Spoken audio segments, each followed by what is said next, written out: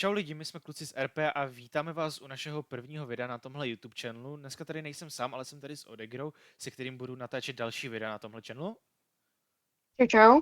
A o čem se tady budeme dneska bavit? No, budeme se bavit o našem YouTube channelu, co bychom tady chtěli natáčet a co bychom s tím vlastně channelem chtěli tak do budoucna.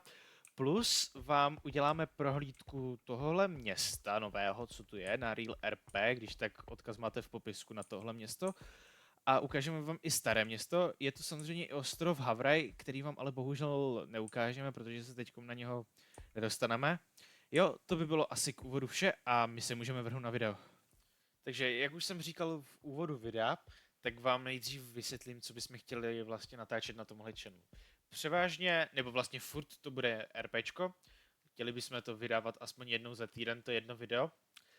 A jak už jsem i říkal dál v úvodu videa, tak vás provedeme městem a to nechám na svém kamarádovi Odegrovi, který vás vezme po všech nejdůležitějších místech městem. Takže Odegro, můžeš?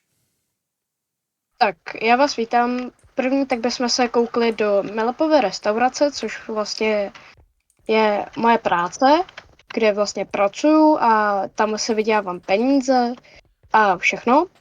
Ano, je to Vlastně vlastně nejlepší restaurace v široko daleko, takže můžu doporučit. správně. Tak vlastně můžeme vidět autosalon, ve kterém se prodávají auta, což jsou na objednávky. Ano, Potom, když přesně tak, na objednávky. Sám ještě nemáme auto. Odegro, ty už máš auto? jo, mám 2 auta a 1 motorku. A už jsi byl Ale v autosalonu někdy? jo, byl OK. asi.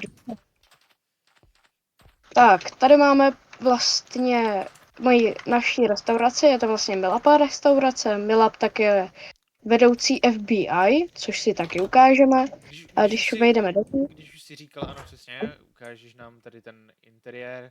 Když už jsi u toho, mohl bys mi hodit jedno pití, ať vyzkouším tu kvalitu? Samozřejmě, tady má školu. Naše tak vyzkoušíme. nejlevnější kola, jako nejlevnější voda, která vám dá hodně vody. Je Když dobrá, budete. je dobrá. Jde vidět, že tě pan šéf dobře zaměstnal. Ano, správně.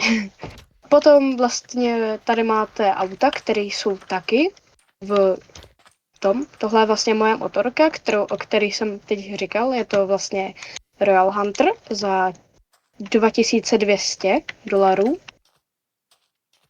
Zatím je to hezká motorka, je to hezká motorka. A myslím, že už se můžeme pomalu přesunout na další místo.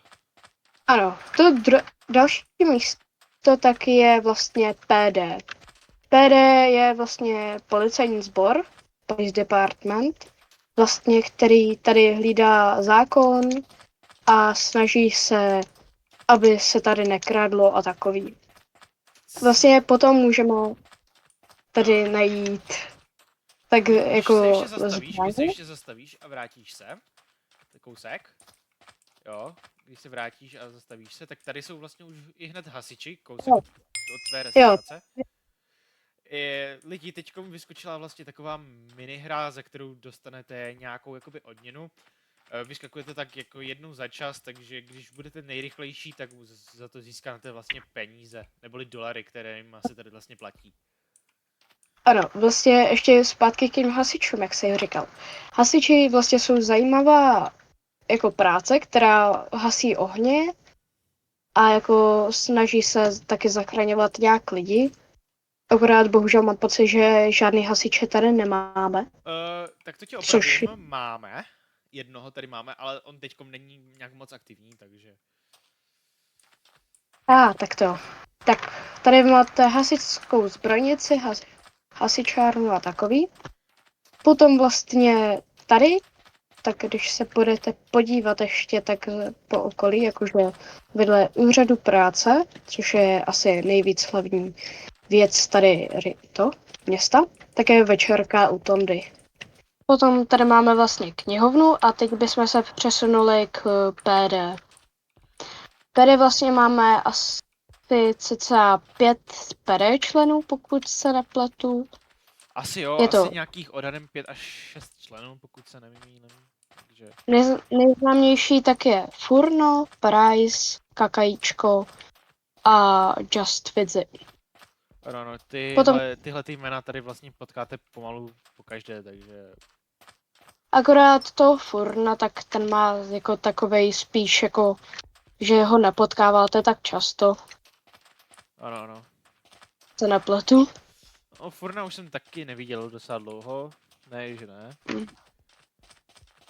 Vlastně tady máte motel, který to, a potom tady máme banku, která vlastně vám uchová peníze, což si můžeme ukázat teď místo pere a ukážeme si teď banku a potom se přesuneme k pere. Máme tady výběr, což tady, když se koukneme na Karla, tak má, že si můžete vyměnit peníze. Ano, Nějak přesně tak. tak. Můžete si tady vyměňovat vlastně briky za 1 dolarovky a tady už vidíte ostatní, kolik co je. Potom tady máme směnárnu, což vlastně, když se koukneme, tak vlastně jsou směnárníci. Ano, přesně tak. Směnárníci, kteří vám třeba za 10 dolarů vám dají 10 jednodolarovek a tak, a opačně samozřejmě. Potom máme vklad. Vklad, který samozřejmě funguje tak, že když dáte 1 dolarovku, tak z toho budete mít brick. A Což vlastně ostatní další takovéhle o věci. výběru. Ano. Potom tady máme zajímavé věci, což jsou bankomaty. Bankomat funguje tak, že si tam kliknete a můžete vložit peníze nebo vybrat peníze. Což vlastně nebude fungovat u falšovaných bankomatek, což tady taky jsou. Přesně tak. A my si můžeme vrhnout na to perečko, ne? Ano, právě. Máme tady policie. Tady máme strážníka Rudolfa, že jo, Rudolf. Má vlastně Strážník, který vlastně stráží to perečko. Je tady vlastně nejužitečnější člen, je tu pořád 24/7, takže na něho se obraťte kdykoliv, ale asi s váma moc nepokecá, je takový tichej. On je takový toho tichý, no, akorát jako má Desert Eagle, když jste si všimnete, což jako to není žádná zbraň, která by tady mohla být.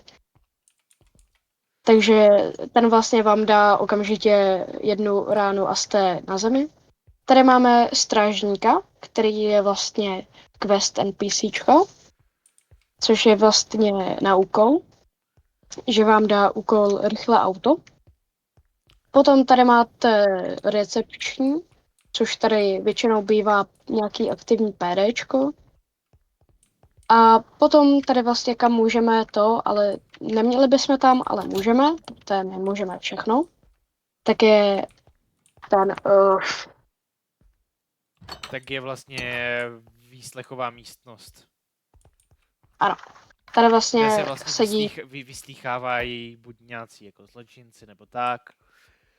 A tak různě. Můžete vlastně tady pomalu i za cokoliv, dejme tomu, co provedete. Ano. Ne úplně za všechno, ale takových 60% se tu objevíte, když něco provedete. Tak. Semka pak nemáme přístup, tam je poradna, pokud se nepletu, ano, takový stůl. Tam nahoře mají vlastně pérička poradnu. Kdybychom šli tady, a tady mají... kdybychom šli tady, tak tam mají šatny, kde se převlíkají, když jdou samozřejmě do práce a z práce. Ano, a mají tam i sklady. Ano. Což vlastně péričkom by to asi bylo všechno, pokud se nepletu. Ještě ne vlastně. Vlastně ne. Máme tady... Mají tady garáže, kde vyjíždí. Ano. A vlastně mají tady odtahové parkoviště, což když se budeme podívat, tak vlastně tady ti odtáhnou auta. Třeba mě tady odtáhli hodněkrát auto, když jsem stál třeba na přechodu nebo někde jsem špatně parkoval. Tak mi to semka odtáhli a dostal jsem pokutu 1000, aby vlastně mi to mohli vytáhnout. Takže tak a můžeme se vrhnout na gun shop, pokud se nepletu. Ano, další bude asi gun shop, nebo chceš nejdřív ty FBIka? Asi ne, to bude až potom. Okay. Ale ještě mě napadá, kde tě asi budou ošetřovat to, ne?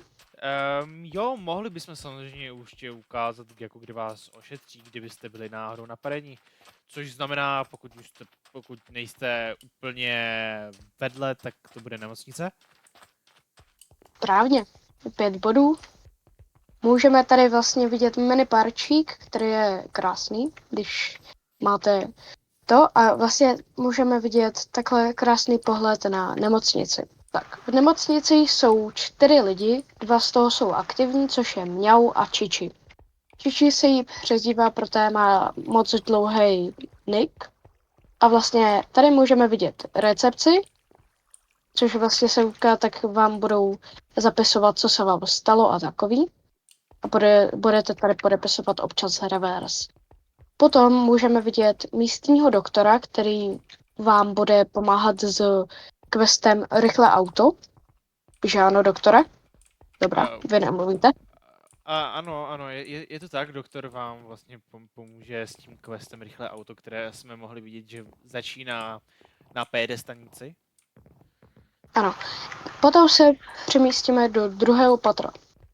Nebo jako do druhého patra, což vlastně má to 4 patra. Ano, můžeme se vrhnout asi rovnou na operační sál, ne? Myslím, že můžeme úplně začít tady. Na operačním sálu vlastně skončíte skoro vždycky, když dostanete kulkou.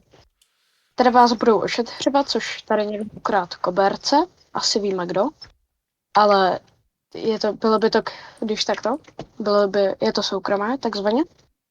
A vlastně tady tak se budete ošetřování a tady se zachraňují hlavně životy, když vás někdo postřelí. Už jsem si to mnohokrát zažil.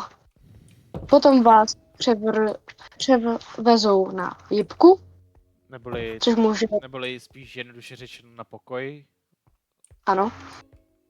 Což tady vlastně máte takhle vidět typu jako postele, kde budete čekat. Ano, já si myslím, že i ohledně nemocnice by to mohlo stačit a můžeme se asi vrhnout dál, ne? K tomu už gunshopu, co jsme slíbili. Ano. Vlastně my jsme něco slíbili a vlastně jsme to takhle zanedbali.